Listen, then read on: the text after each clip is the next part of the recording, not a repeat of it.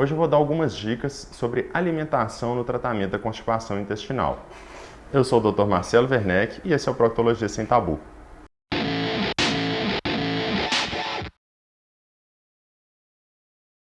Então eu vou falar um pouco sobre alimentação na constipação intestinal. A gente considera intestino preso a pessoa que evacua menos de 3 vezes por semana.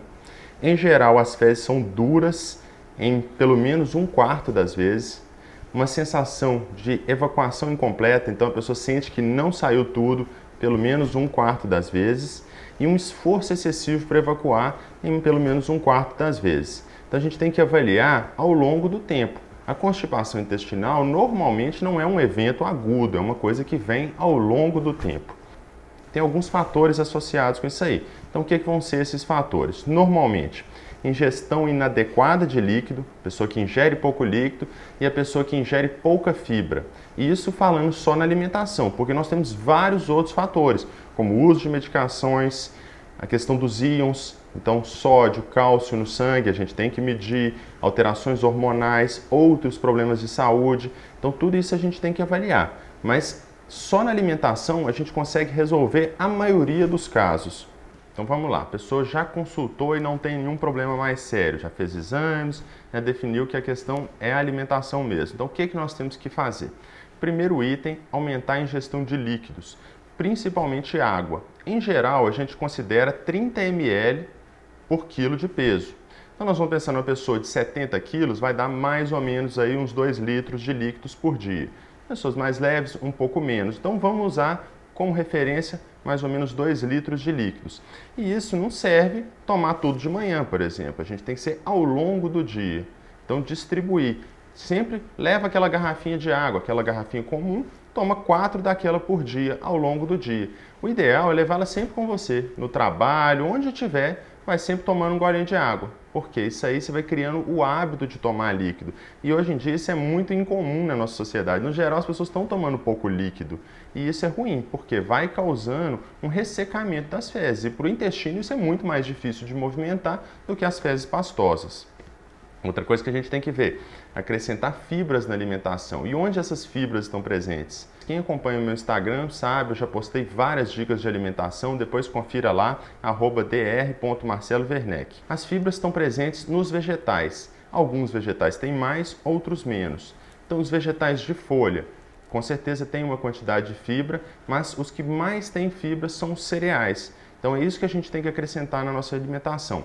Se a gente for pensar proporcionalmente, a linhaça ela é riquíssima em fibra. Então comer 1 ou 2 colheres de linhaça por dia, a granola é muito rica em fibra também. E tem algumas frutas que a gente deve ter na nossa alimentação. Então a laranja com o bagaço, porque só chupar a laranja a gente está perdendo a maior parte das fibras. Suco de laranja então muito pouco. Então a laranja com o bagaço, o mamão, a ameixa, frutas com casca, por exemplo, maçã, pera, são ricas em fibra e devem fazer parte da nossa alimentação. A gente sempre tem que tentar processar o mínimo possível. Quando a gente bate no liquidificador, no mixer, que seja, a gente está quebrando um pouco aquelas fibras. Então o ideal é que seja a fibra de forma integral. E por falar integral, os alimentos integrais são muito ricos em fibra. Então, trocar o arroz branco pelo arroz integral. No início, isso é um pouco difícil, né? Essa transição ela é difícil porque a gente está acostumado, em geral, o brasileiro come arroz branco a vida inteira. Então, tentar trocar, vai aos poucos, começa um dia na semana, depois vai aos pouquinhos. Na minha casa, a gente substituiu o arroz pelo arroz integral há muito tempo. Todo mundo acostumou, inclusive meu filho. Outra coisa, pão, farinha, tudo isso, se a gente puder trocar pela versão integral, vão ser várias as vantagens disso. Primeiro, as fibras na questão da regularização do intestino. Mas além disso, tem outro fator muito importante, que é a dificuldade para o nosso organismo de absorver aquilo ali. Então, os carboidratos simples, eles são absorvidos de forma muito rápida.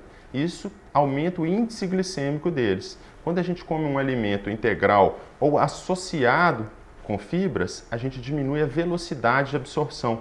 E isso é muito bom para o nosso organismo, até para prevenção, por exemplo, de diabetes, tratamento de pressão alta, entre outros problemas.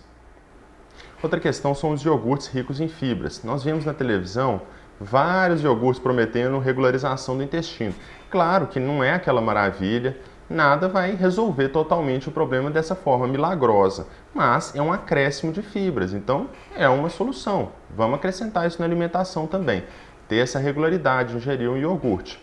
Além disso, coisas que não estão relacionadas diretamente à alimentação, mas que vão influenciar o ritmo do intestino.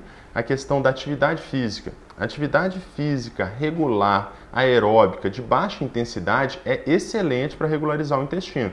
Então, estou falando das caminhadas. Quem tem limitação para caminhada, faz uma hidroginástica, mas alguma atividade física. Isso tem benefícios também, não só para o intestino, mas para o organismo como um todo.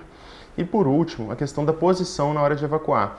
Então, a nossa sociedade, a gente desenvolveu cada vez vasos sanitários mais confortáveis, porém inadequados para a posição de evacuar. Então, o que eu recomendo? Colocar um banquinho na frente do vaso, apoiando os pés um pouco mais alto, facilita a evacuação e corrige essa questão da posição.